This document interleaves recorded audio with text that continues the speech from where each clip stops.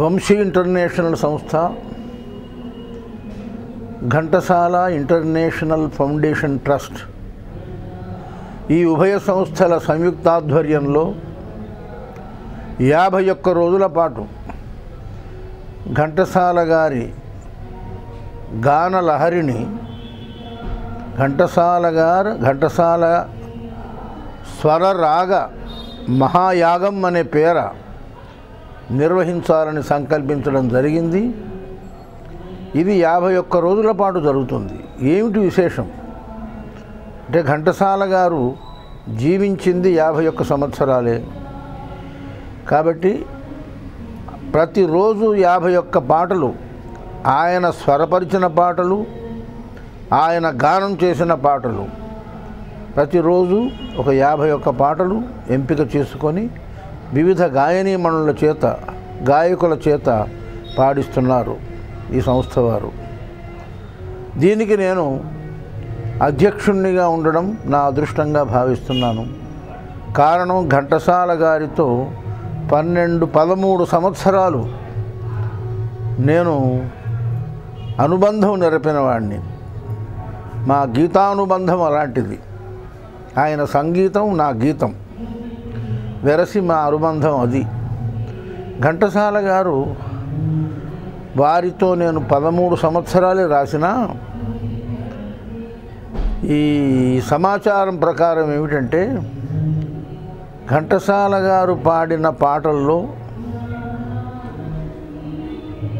రచయితల పరంగా చూసుకుంటే, అంటే పింగళి, సముద్రాల, ఆరుద్ర, శ్రీశ్రీ మొదలైన నాకంటే పూర్వీకులు, రచయితల పరంగా చూసుకుంటే ఘంటసాల గారు నా పాటలే ఎక్కువగా పాడారని విన్నప్పుడు నా మనసు పులకితమైపోయింది.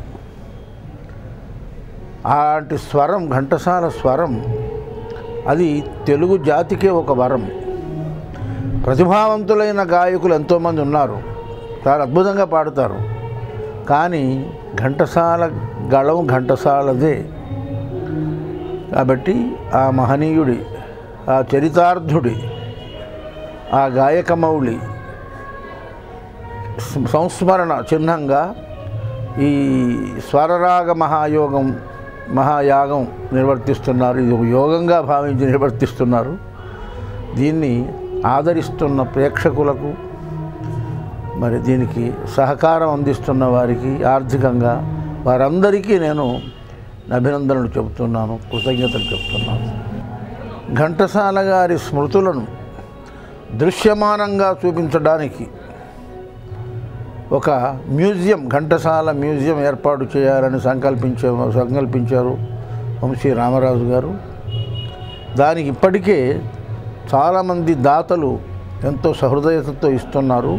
ప్రధానంగా చెప్పుకోదగింది పెద్ద మొత్తం డాక్టర్ పద్మభూషణ డాక్టర్ వరప్రసాద్ రెడ్డి గారు 3 లక్షల రూపాయలు దీనికి తమ వంతు సహకారంగా, ఆర్థిక సహకారంగా అందించారు.